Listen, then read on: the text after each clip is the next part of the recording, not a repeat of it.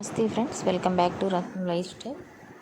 ముందుగా ఈరోజు మసాలా కారం ఎలా ప్రిపేర్ చేసుకోవాలో చూద్దాం. దానికి కావాల్సిన పదార్థాలు ఏంటో చూద్దాం. ఈ కారం మనకి సంవత్సరం దాకా నిల్వ ఉంటుందన్నమాట. ఇవన్నీ వేసుకుని బాగా ఆరబెట్టుకుని ఆడించుకుని స్టోరేజ్ చేసుకుంటే సంవత్సరం దాకా నిల్వ ఉంటుంది. కలర్ కూడా మారకుండా ఉంటుంది, ఇలాగే ఉంటుంది కలర్ కూడా. దానికి 3 కేజీలు ఎండుమిర్చి తీసుకున్నాను అనమాట. నేను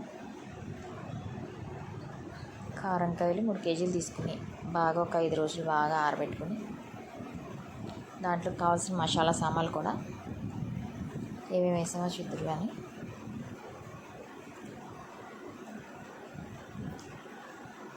100 గ్రాముల జీలకర్ర స్టవ్ మీద మంటను మీడియం ఫ్లేమ్లో పెట్టుకుని స్లోగా వేయించుకోవాలి. ఒక 10 నిమిషాలు వేయించుకొని పక్కకి తీసేసుకుని మళ్ళీ ధనియాలు వేయించుకోవాలి. ధనియాలు అయితే 1/2 కేజీ ధనియాలు అన్నమాట. ఇవి కూడా మంటనే మీడియం ఫ్లేమ్లో పెట్టుకొని ఒక 10 నిమిషాలు వేయించుకొని ఇవి కూడా తీసేసి పక్కన పెట్టుకొని, ఇది మసాలా కారం కనుక మనం కూరల్లో వేసుకొని, ఎందుకంటే మనం కూరల్లో వేసుకునే కారం మసాలా కారం. తర్వాత గరం మసాలా సామాన్లన్నీ లవంగాలు, దాల్చిన చెక్క, యాలక్కాయలు, గసగసాలు ఇవి కూడా ఒక 10 నిమిషాలు వేయించుకుని మంటను మీడియం ఫ్లేమ్లో పెట్టుకుని వేయించుకోవాలి.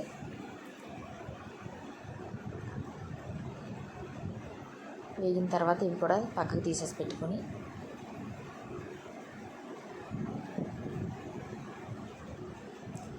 ఎక్కువసేపు వేగక్కర్లేదు అనమాట. ఇవన్నీ వేయించుకుని ఎండలో ఒక 3 రోజులు బాగా ఎండబెట్టుకుని, ఎండుమిర్చిని కూడా 3 రోజులు బాగా ఎండబెట్టుకుని అవి ఇవి కలుపుకొని కారం పట్టించుకోవాలి. ఎండలోంచి పట్టించుకుంటే కారం చాలా బాగుంటుంది. తర్వాత ఒక 50 గ్రాముల మెంతులు ఇవి కూడా ఒక 10 నిమిషాలు వేయించుకోవాలి.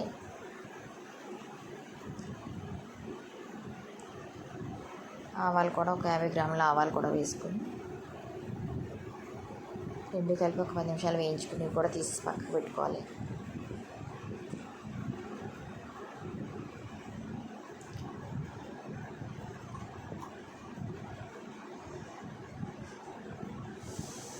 మంటలు మీడియం ఫ్లేమ్లో పెట్టుకుని వేయించుకుని అన్నీ వేయించేసుకున్న తర్వాత ఒక 2 పల్లాళ్ళు వేసుకుని బాగా ఆరబెట్టుకుని 3 రోజులు ఎండుమిర్చి కూడా బాగా ఆరబెట్టుకుని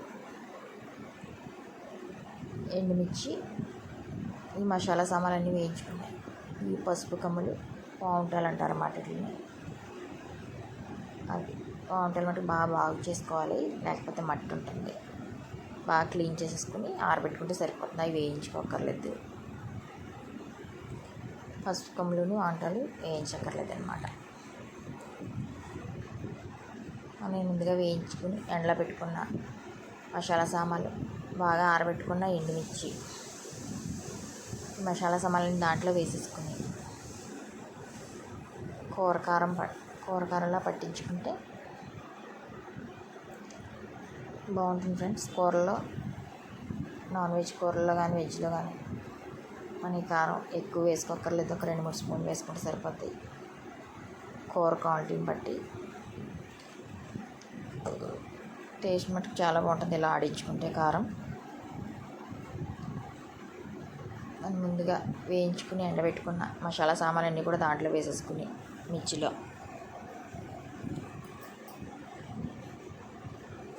కారం పట్టించేసుకుని దీంట్లో కారం ఆడించుకున్న తర్వాత ఒక 1/2 కేజీ వెల్లుల్లి రెబ్బలు బాగా ఆరబెట్టుకున్నాయి కొట్టుకుని కారం పట్టించేసాం అన్నమాట.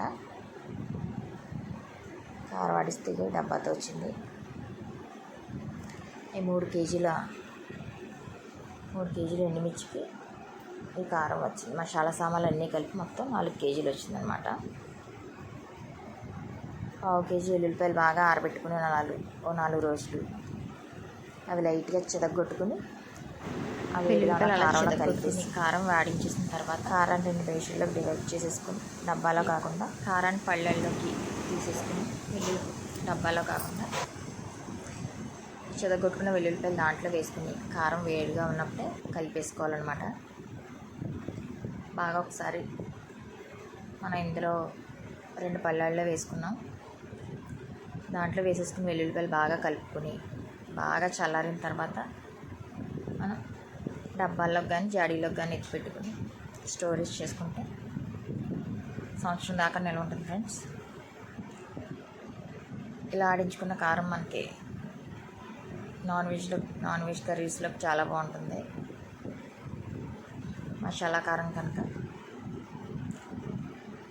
మొత్తం అంతా చల్లారిపోయిన తర్వాత మనం డబ్బాలోకి తీసేసుకుని స్టోరేజ్ చేసుకుంటున్నాం అనమాట.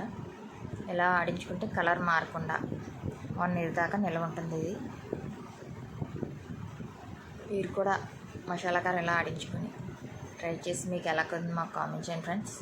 Thank you for watching. Please subscribe my channel. ఇలా రెడీ చేసుకుని స్టోరేజ్ చేసుకోవడం అనమాట.